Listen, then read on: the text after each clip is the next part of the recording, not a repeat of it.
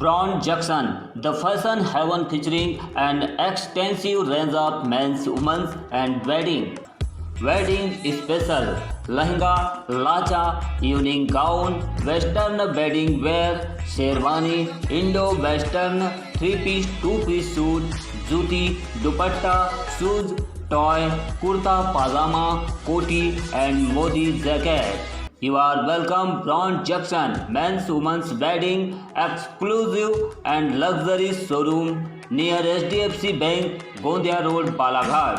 Contact detail 9193559193 9424999991।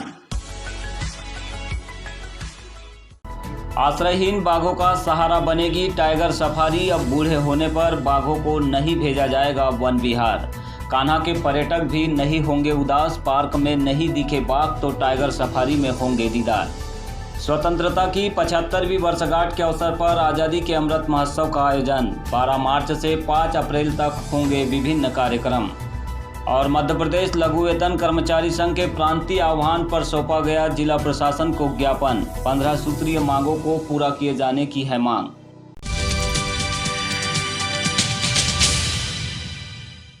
Kanha national park के जंगल में राज करने वाले बाघ जब आश्रयहीन हो जाते हैं और जंगल में रहने लायक नहीं बच पाते हैं तो ऐसे बाघों को वन विहार भोपाल भेज दिया जाता है, जहां उन्हें एक छोटे बाड़े में बंद होकर उन्हें बाकी का जीवन गुजारना पड़ता है।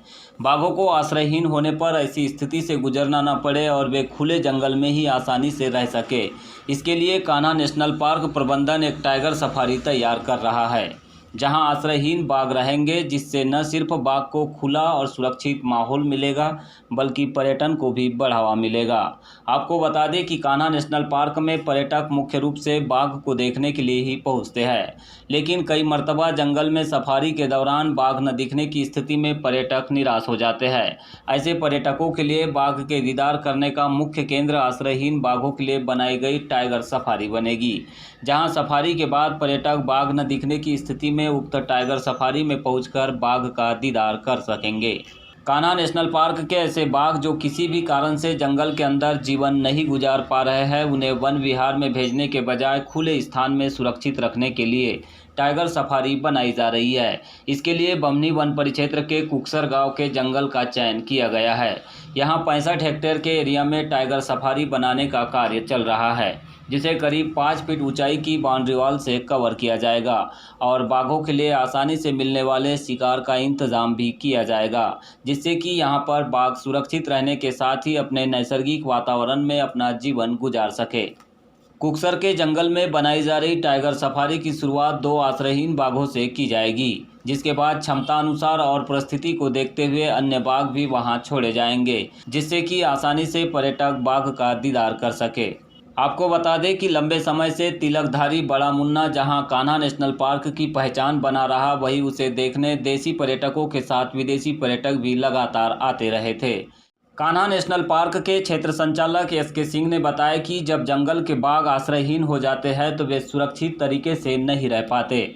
ऐसे में बाघों को वन विहार भेजा जाता है, लेकिन अब ऐसा नहीं होगा। बाघों को जंगल में ही सुरक्षित माहौल देने के लिए टाइगर सफारी बनाने का कार्य किया जा रहा है। यहाँ पर्यटक भी टाइगर सफारी का लुत्फ उठा सकेंगे।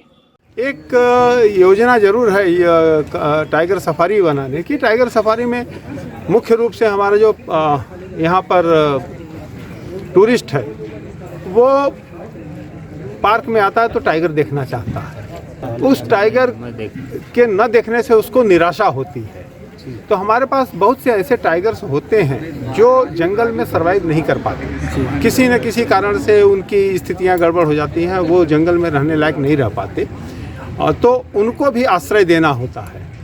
अभी तक हमारे पास जो ऑप्शन था कि उनको हम एक वन विहार, हमारे पास एक रेस्क्यू सेंटर था जहाँ पे हम छोटे बाड़े में उनको बंद करके रखते हैं, ये उनके साथ न्याय नहीं होता है। तो सरकार की सोच है कि ऐसे जानवरों को हम एक बड़ा वातावरण दे सकें जिसमें वो अपने को स्वच्छंद महसूस कर सकें और पर्यटन भी उसके माध्यम से हमारा बढ़ सके। सर कहाँ पे बन रहा है? अपने टाटरी के पास बन रहा है? ये यहाँ पर एक खुक्सर गांव है जो मंडला पश्चिम वन मंडल के अंतर्गत है, वहाँ पे बनाने की। कितना बड़ा रहेगा सर? क्या क्षमता रहेगी उसकी? और टाइगर बाड़े की जो हम बनाएंगे इंक्लोजर सफारी का, वो करीब करीब 65 हेक्टेयर का होगा और उसमें कम से कम 2 बाघ तो रहेंगे ही। उसके बाद भी जब बाघों के रेस्क्यू करने के बाद अगर उनके सेटलमेंट की बात आती है तो उसको संख्या बढ़ाई भी जा सकती है।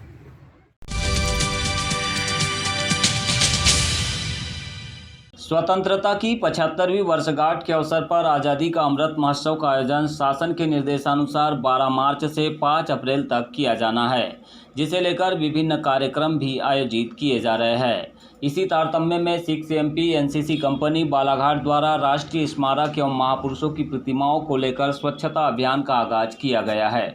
12 मार्च को पीजी महाविद्यालय के एनसीसी कैडेट और कंपनी के अधिकारियों की मौजूदगी में नगर के पीजी कॉलेज स्थित स्वामी विवेकानंद की प्रतिमा की साफ सफाई कर माल्यार्पण किया गया।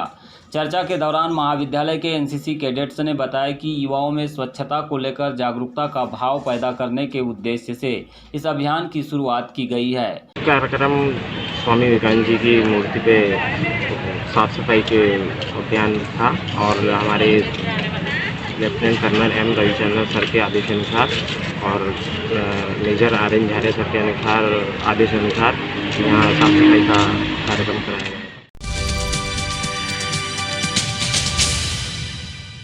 इसी कड़ी में बालाघाट जिले में जिला अध्यक्ष संतोष प्रधान के नेतृत्व में 12 मार्च को दोपहर 1:30 बजे 15 सूत्रीय मांगों का ज्ञापन प्रशासन को सौंपकर शीघ्र निराकरण की मांग की गई।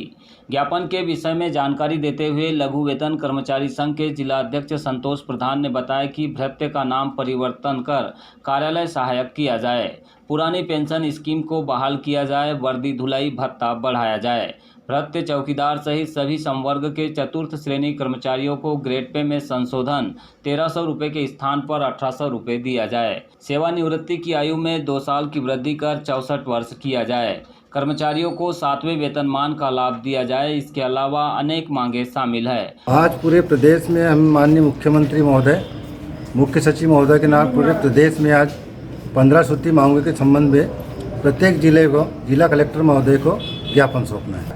एक फोर्थ क्लास कर्मचारी का व्यक्तिगत 2500 रुपये कटता है और कलेक्टर महोदय का भी 2500 कटता है। तो हमारा कहने का मतलब है कि हमारा ना काटा जाए। क्या परेशानी है इससे? परेशानी है कि हमारी छोटी तनख्वाह है और उनकी भी बड़ी तनख्वाह है, तो सबका हमारा कम होना चाहिए ना, बंद ही होना चाहिए।